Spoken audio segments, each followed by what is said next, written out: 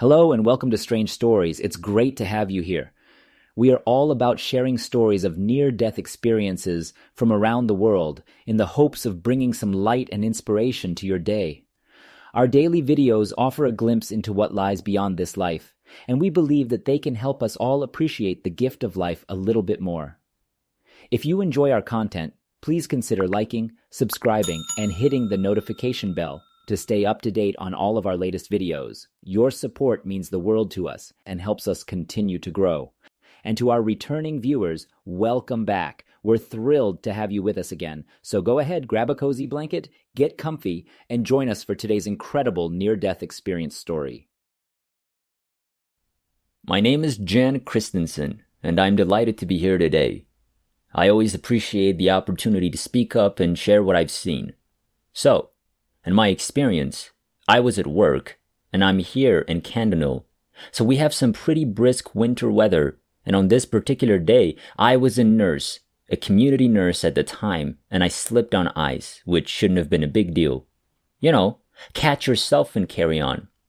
However, in this case, I slipped on ice and attempted to catch and correct myself before falling back.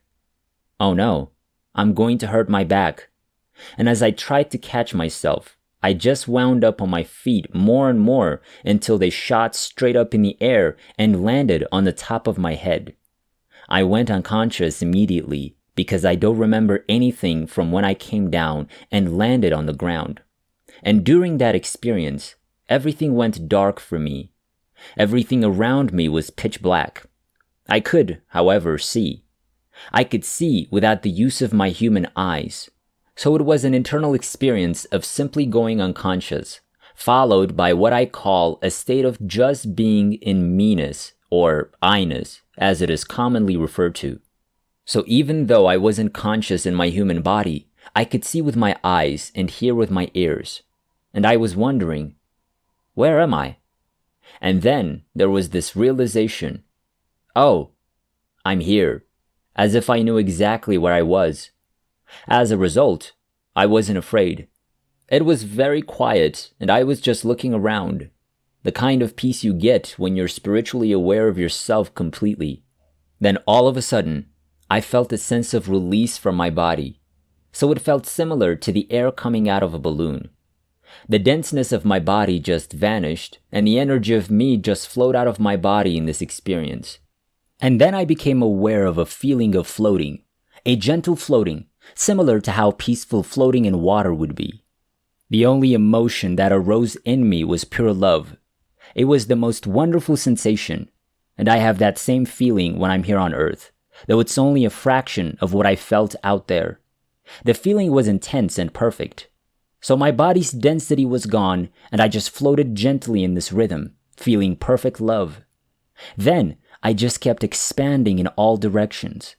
I could barely move because my body had lost density. I was floating in the air, feeling this perfect love. And then there was this growth. I just kept moving in every direction, and there was no sense of me beginning or ending. I simply became everything. Then, in our human experience, all of this is difficult to comprehend. However, if you go inside and gently allow yourself to hear the words, you can have your own experience with this. That is essentially getting in touch with yourself, your true spirit and soul, who you truly are, and who we truly are. Because it taught me that we have a soul that lives within our human bodies, and when we die or have a near-death experience, this soul ascends to a magnificent place where everything is perfect.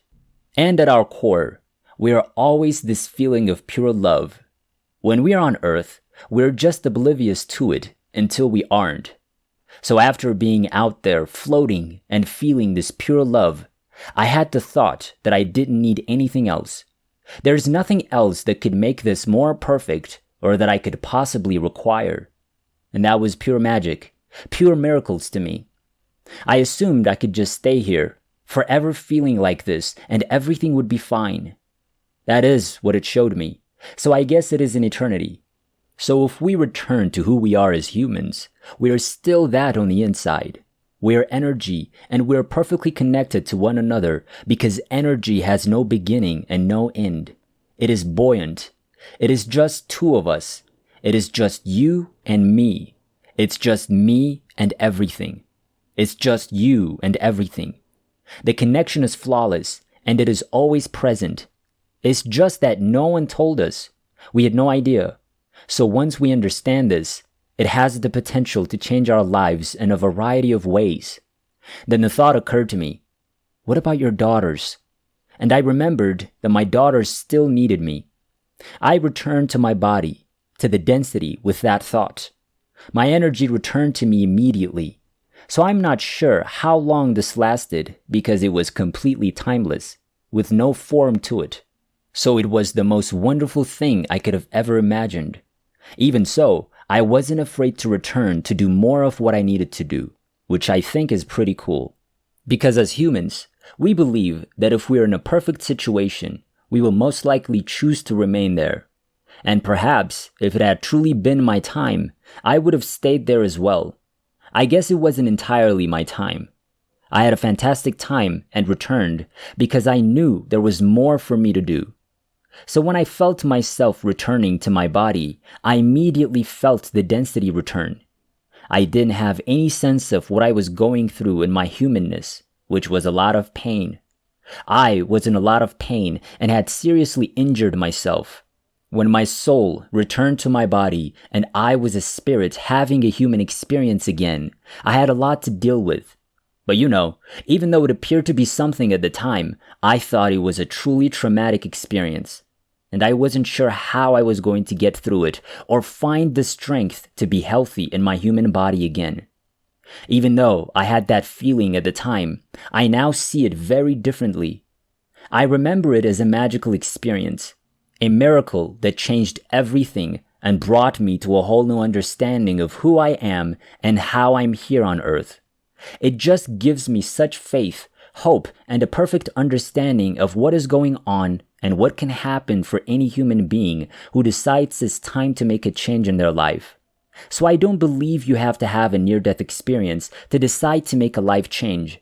And I don't believe you have to have a near-death experience to understand where your loved ones go, the pain that comes with it, and the suffering that people endure.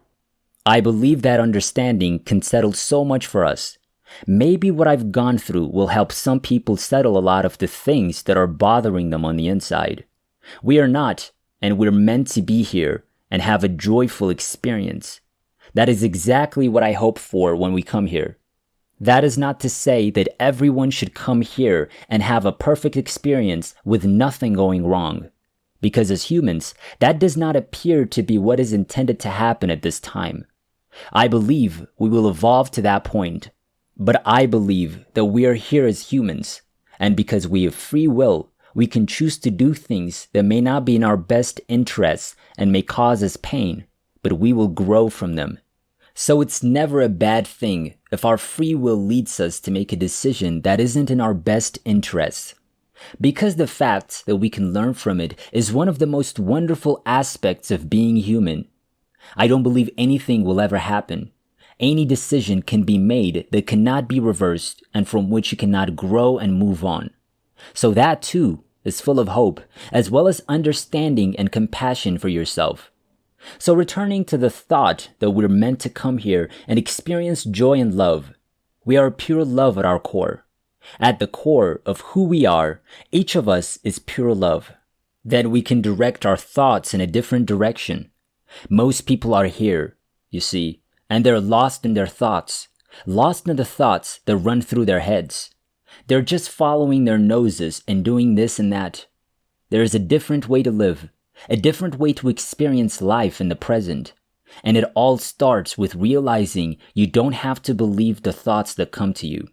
You don't have to believe the thoughts that run through your head and cause you pain or anguish. You don't have to follow a thought that makes you extremely unhappy. And there are numerous approaches to dealing with this. Some people believe that you can simply turn away from a thought and have another, leading you in a different direction. That's fine because there's a way that works best for each individual. As a result, I would not, cannot and will not sit here and claim to have all the answers for every other human being. But what I do have are some suggestions for things you can do to make your time here on Earth a lot more expansive, a lot more loving, and a lot more compassionate. I believe those are the words I want people to hear the most. We don't have to live in terror, torment, and fear. We can do things, and you don't have to have a near-death experience to understand this. There are steps we can take to live a more peaceful life. The first thing I always tell people is to learn forgiveness because it is such an important factor in finding peace in your life. As long as you have something brewing inside you that you want to right, something that you want to do to make someone else pay for what they've done for you, that is an extremely difficult and destructive way to live. You're never required to do so. You are not required to make amends for events that have occurred to you. You have the ability to forgive the other person. That doesn't mean you accept their behavior and justify your own. No, you're not required to do so. But as a human being, forgiving them is extremely beneficial because it allows you to stop festering inside with the poison of hatred. We will be unhappy as long as we're festering with hateful wounds inside. We'll be attempting to settle scores. That is the definition of misery. As a result, you forgive people and move on. You learn from it. And while you may not become their best friend, you forgive them. And by doing so, you make room for more positive energy to enter your body and for negative energy to leave. I believe that because we're energy. It is all about that. Yes, I believe we're made of pure love. And yes, I believe we're supposed to be here in joy. But I believe that the energy we carry within us is what causes disease and gives us a tainted perspective on life. And as long as we have that, our lives will be contaminated. So, if we think of ourselves as pure energy, and we think of ourselves as expending energy, and I'd like to say of a darker nature, but that's not really the path I want to take because people get scared when they think about things like light and dark energy. There's nothing to be afraid of about the energy. What you should be afraid of are your thoughts. So get rid of those ideas. You don't need to be afraid of it, but you do need to recognize any negative or lower consciousness energy that has settled inside you, which is essentially thoughts that have given you some blocked energy. So that's pretty straightforward. That is fairly straightforward. We discussed forgiveness. That is how you get rid of lower consciousness energy within yourself. You start with forgiveness and recognize that you're shifting into a higher consciousness, which means higher thoughts.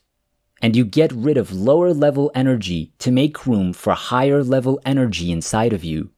That's simple, and that is lovely. This brings you closer to and more in touch with the pure love that you are on the inside. I'm constantly aware of the spirit within me.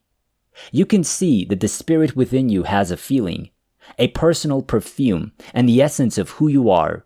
And when you get that feeling, which is what I felt out there and what I feel here, it is so grounding and settling because you know it's true. I believe that the most difficult thing for people, including myself, was believing that this was true. That is correct. We are spirits going through a human experience. And so when you fully accept and understand that this is true, that you are a perfect individual at your core, in your soul and in your spirit, you begin to radiate this energy, and it has an ongoing, daily impact on everything around you, and that is a universal truth. Every day, everyone's energy affects everyone around them. When you understand the energy, feel the energy, and work with the energy, everything changes. As a result, it has altered my way of life. It has altered the way people around me live because they cannot help but be influenced by it. We are, after all, far more powerful than we realize. The power that we have within us is magnificent, and it is full of daily miracles. We can see it all the time if we take the time to look around.